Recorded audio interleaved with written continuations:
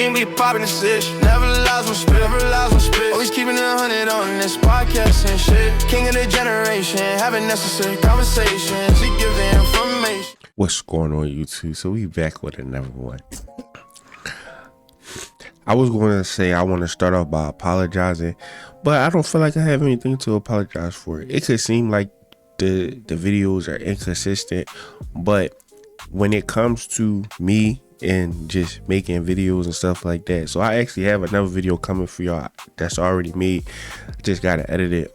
It's about the Switch, and genuinely, like, when I talk about stuff like having, you know, the doomerism in the tech community, period, and how basically, you know, ain't no games to play and hardware and stuff like that. You know, basically I'm saying this, the upside is I'm pretty sure you have a big library of games, but you know, it's certain channels, and I think this is going to probably be one of them channels, whereas though when I make videos, it's more so, you know what I'm saying, it's not about like the frequency, but we will be some level of consistency as far as like a video a week, you know what I mean, 2 max, because when I talk about like tech and stuff like that, like I really love tech, I really love gaming, I really love productivity, I really love creating content.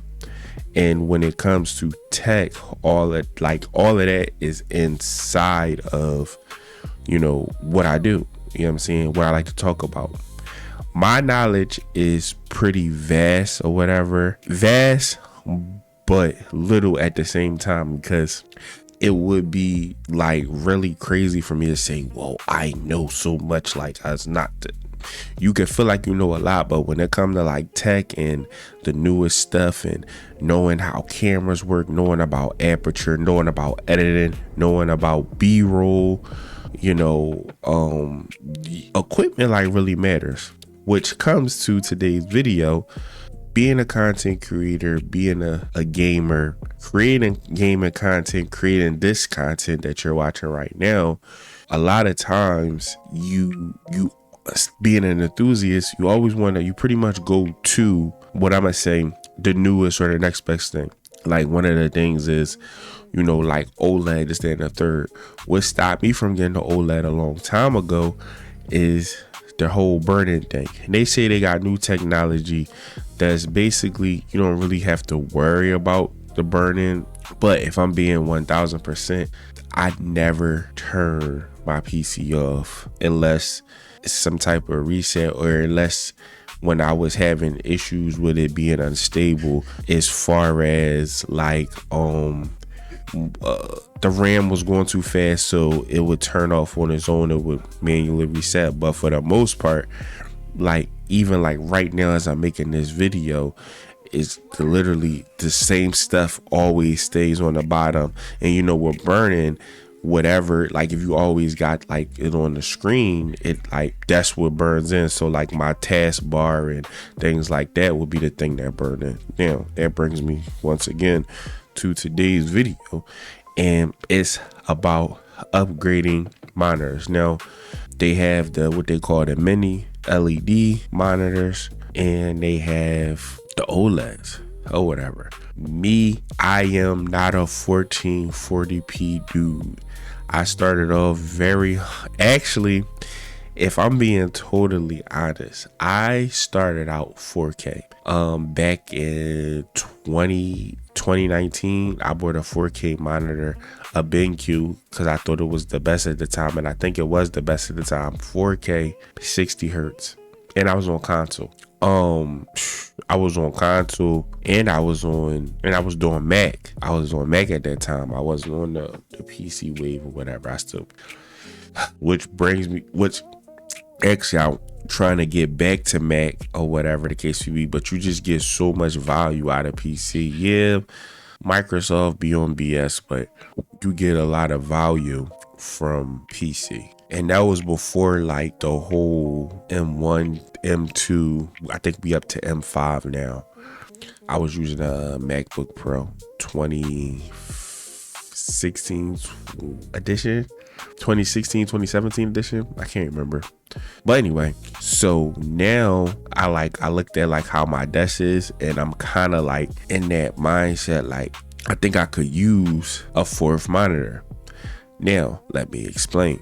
The way my desk set up, or whatever the case would be, I might throw it in here. I might throw that B-roll in here to show you how it's pretty much set up right now. There's a vertical monitor. There's the monitor that I'm looking at right now, making this video that I edited on, which is 4K, which is a dual monitor, 4K 160, which is a dual monitor, which is, you know what I'm saying, 1080p 320. And I have a mini monitor at the bottom of that 1080p 60, which I use for like OBS, and the vertical monitor, because I don't stream, obviously. I use the vertical for like all my other tabs and stuff like that I like to have open at my, you know what I'm saying?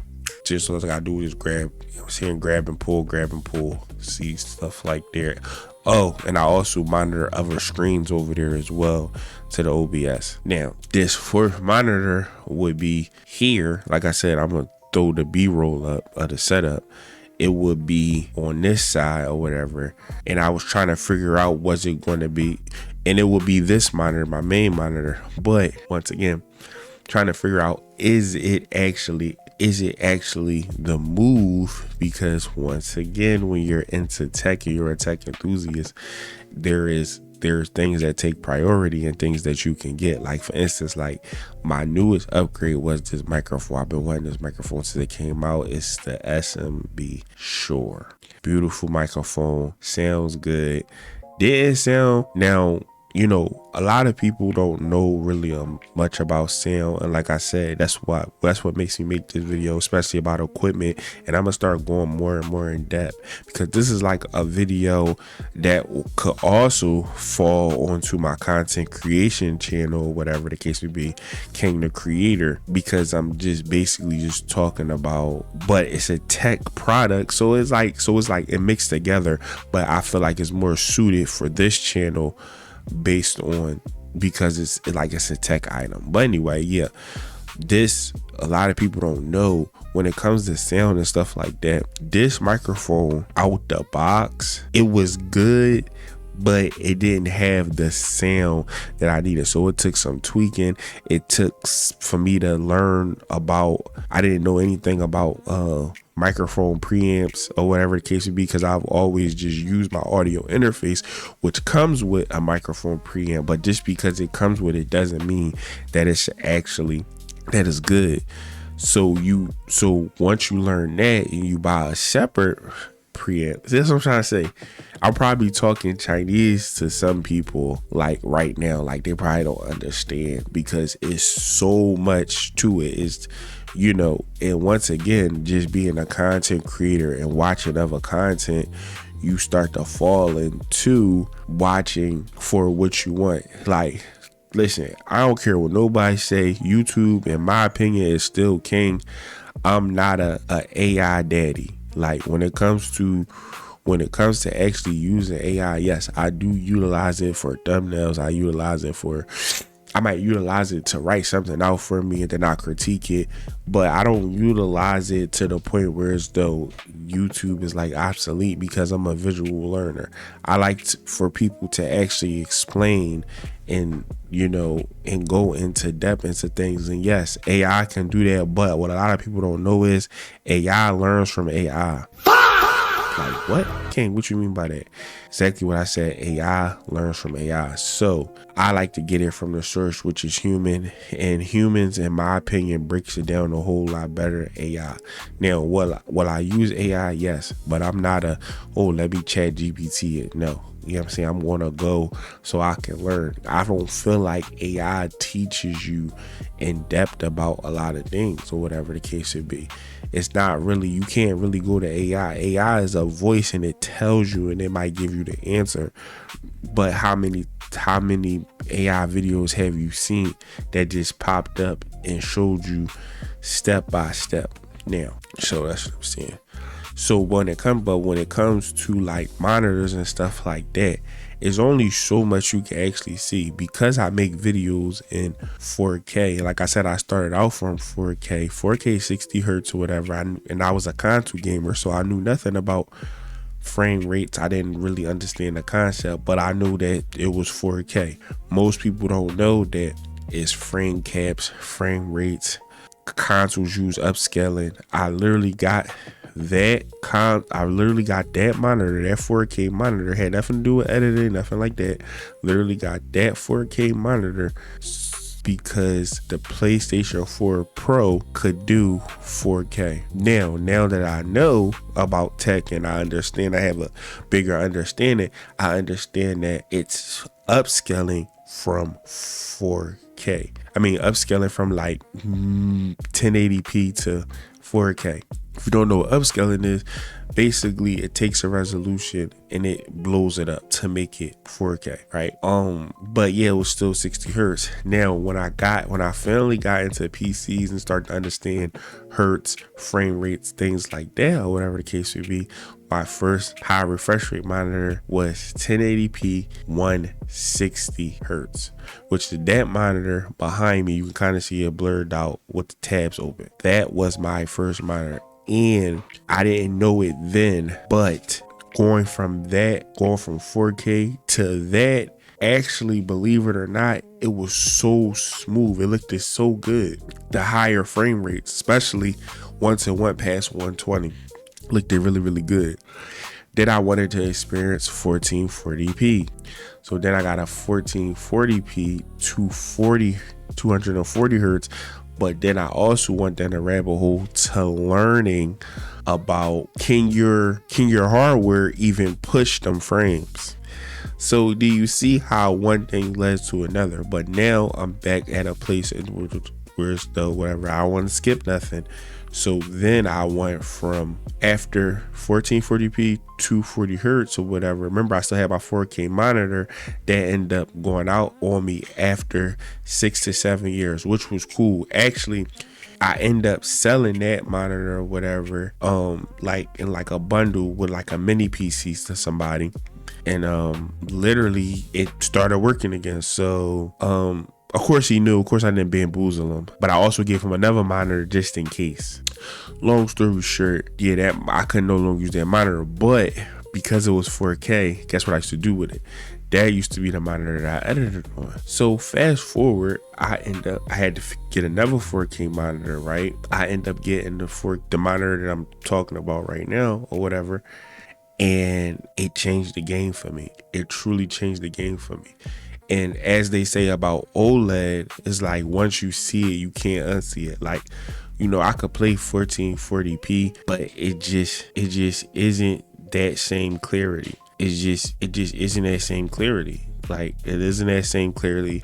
That resolution is like 4K 120 really is the sweet spot. So the fact that PS5 can do it, PS5 Pro specifically can do that, is just simply amazing, and it looks so good or whatever. And which I'll make a video for another time. If you want to play and record, you need the newest Elgato, the Elgato 4KX, which is BS because the 4KS has the pass through and you can record up to 4K 60, but you can't play it. Your PlayStation will literally keep, like, instead of it passing through and letting you play, it will revise to the resolution that you can play. Like, so like if you don't turn off the 120 variable refresh, if it's available, it will always go like it will go to like 1080p or something like that. It's just horrible. So you actually need that, you know what I'm saying? Basically, Elgato did it in a video and it locked you out of that feature. Ask me how I learned that, but that's a video for another time. Anyway, so now I'm at a place where though I will use, because once again, when it comes to tech, especially when it comes to monitors, once you see a certain resolution, you're used to a certain resolution. Like I said, I edited it in 4K and the whole, so now I'm like, dang, do I get the mini LED? Do I even do I just, in my opinion, I'm gonna call it thugging it out. Do I just thug it out and not get it just yet? Because once again, being a content creator, being a tech enthusiast, or whatever the case would be, of course you want the latest, the greatest, but you want things to match your setup and your specific need. Because everything is about, when it comes to this content creation thing and being a gamer, but mostly content creation, productivity, you want things to work with your workflow. So now I'm at the point, because I'm going to get a bigger monitor, right? And it's going to replace this one. I'm like, do I thug it out? Or because I'm supposed to be getting the iPad, I'm supposed to be getting the Switch too. But it's stuff I need a desk system. It's stuff that comes before that. So it's like, what are the things, you know what I'm saying, that takes priority, or whatever the case would be. But now that I kind of altered my setup, now that I've altered the setup, I can kind of see things that I need to change. And now it's like a gap, whereas though that monitor could go ASAP. And the thing about it is, I have, now that I've like made that space, it's like, I want to get the monitor. The point that I'm making is, when you're in the tech, you might have what you need already, but you're always going to need something. And how you should justify it, if you really need to get something, is if it's going to help the workflow. Does it help your work needs? Otherwise than that, just like, don't even get it. And I've been looking into, which is probably a lot more further out, but getting Apple back into my ecosystem. Because also another reality is, when it comes to the new monitor edition or whatever, like I said, because when you got multiple monitors, you can pull stuff or whatever. You have stuff that just stays, and you can just pull, boom, boom, boom, right? So it makes it easier to do things or whatever, just having them things here and there. So that's why I was thinking, like, should I, get back into the Apple ecosystem, especially as far as when it comes to productivity stuff or whatever the case would be, and having an Apple phone, things like that, or whatever the case would be. You could just airdrop it, you know what I'm saying, for like quick access, like quick videos. It's like everything special, and there go another thing, but I guess that might be a video for another time. But especially when you're doing a lot of the things yourself, like editing on your own, and so you gotta try to streamline, because that's the key: the consistency, the frequency, and the quality. You know what I'm saying? Them drones, like, they will hit when they hit, and if you got the frequency, can't nobody stop you. But yeah, let me know in the comment section if you what monitor you rocking, and like, what would you do? You know what I'm saying? Like, what would be a good monitor setup for you, and how many monitors do you think a good setup should have? But make sure you like the video for me, and subscribe if you're new. If you like this type of content, just, you know what I'm saying, just having conversations about hardware and tech, and you probably want to subscribe, you know what I'm saying, because we have the conversation here, and you might have a question that I'm pretty sure I'll probably be able to answer through my vast studies in YTU YouTube University, and just learning and reading about tech, cameras, and stuff like that. But it's more to come, and thank y'all for watching. Catch you on the next one. You drive me crazy.